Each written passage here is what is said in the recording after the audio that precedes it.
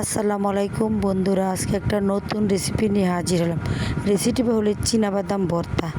ভর্তার জন্য আমি আগে থেকে কুসা ছাড়িয়ে চীনাবাদামগুলো নিয়ে নিচ্ছি।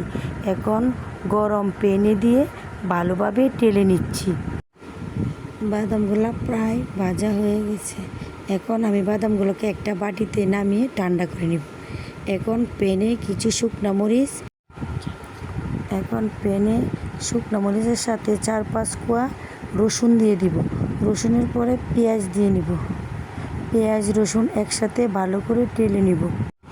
অনবরত পেঁয়াজ রসুন শুকনো মরিচ অনবরত লাড়তে থাকবে। চলে এসেছি পাটায়। আগে থেকে বাদামগুলো যে ভেজে রাখছিলাম এগুলা পাটায় নিয়ে ঠান্ডা করে নিয়েছি।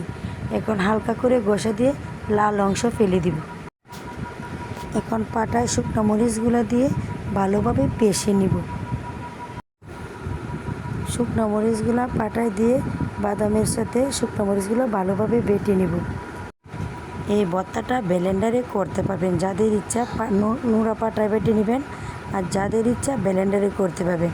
সাথে পেঁয়াজ রসুনও একসাথে আমি বেটে নিলাম।